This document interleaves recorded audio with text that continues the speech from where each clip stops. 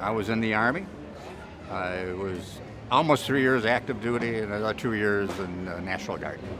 In Vietnam, we were 71 to 72. I came mid-time in 71.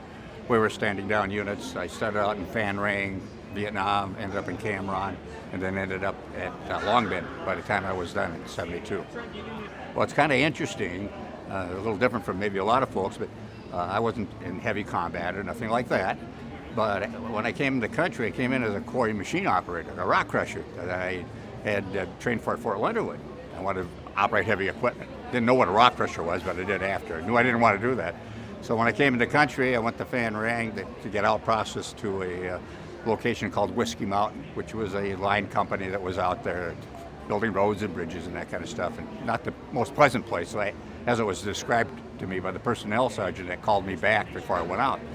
And he went on to give me this glorious look at what Whiskey Mountain was. And I said, okay. But he says, I had about 1 year and 3/4 worth of college and typing and that kind of stuff. And he saw it on my record. And he says, we got a problem here because the president decided we're going to stand down units. And we need help doing that. We don't have enough people to do that. And so he says, I can't keep you from going to your designated assignment, but I can change your orders if you want to do that.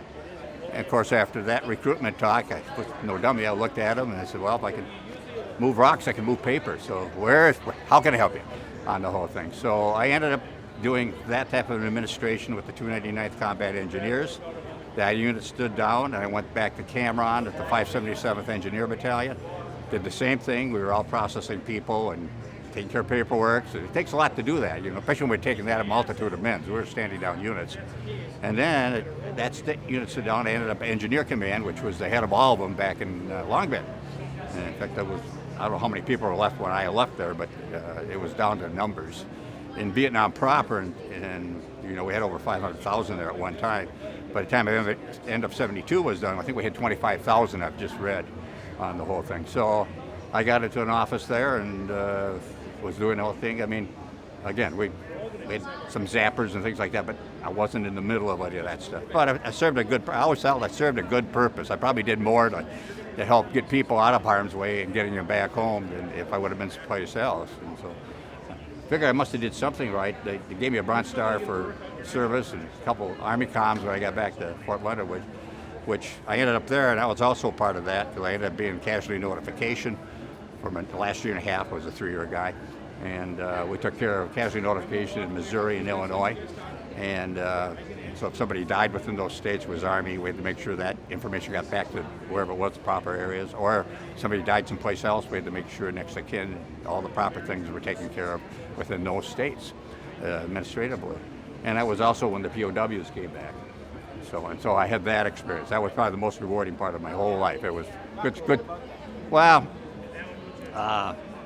we were responsible. We worked with survivor assistance officers from Fort Leonard Wood in those areas, Missouri and Illinois, and so we got to know those people. And as they were coming back, we had to make notifications. Either they were coming back, and we were also taking bodies back too at that time. Long story short, went through a number of those dealing with that. We got one of the last ones back. I was sitting at Fort Leonard Wood at my desk that day, and we didn't have fax machines, and everything was done by phone, and so you got told certain things to say in that whole thing that came across. And he said, we're going to have a message come through, get your gentleman in place so he can deliver it to this lady, mother, in Chicago. I said, great. I said, okay. So they end up calling me and they tell me that the gentleman that's coming back, and she thought he was going to be pronounced dead. We thought everybody was back. And is alive and well and in U.S. hands, and it's going to be delivered back to the mainland. I had to have him repeat that 3 times because I got that. I still get chills when I think about it.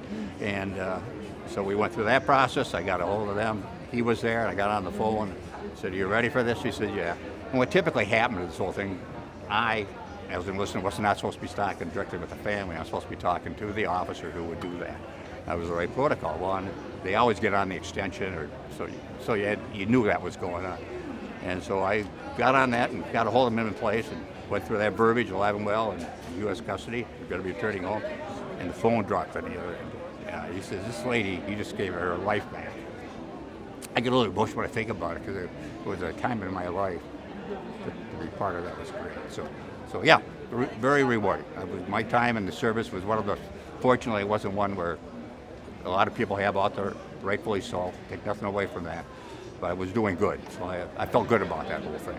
It was a great experience for that whole thing. So, and again, over there, if you did your job right, you got kept. Came in with everybody I came in there, they were gone in 6 months. I was there at 10 months and trying to get out. But it was actually we did really well. People in country that saw what was going on, that sort of thing. And the Vietnamese, we left a lot of good people back there. Hopefully they got out in 75.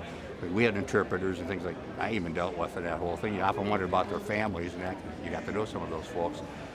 Those folks had lived through war for how many years, and it's like us living through car deaths. We say, well, that's part of life. Well, over there, that was just part of what they're going through. So, as far as if it was an honorable war, I don't know it.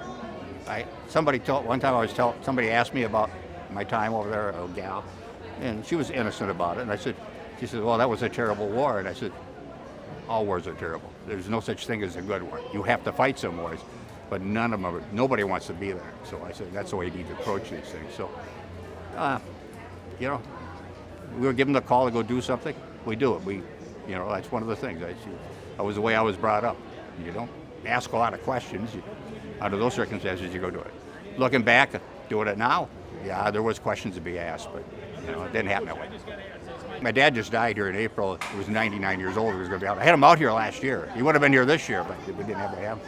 But I often wonder about the families back home, because I know they worried off that whole thing. It had to be tough off the whole deal. Tough on them, on the whole deal. So I guess that's kind of where I was at.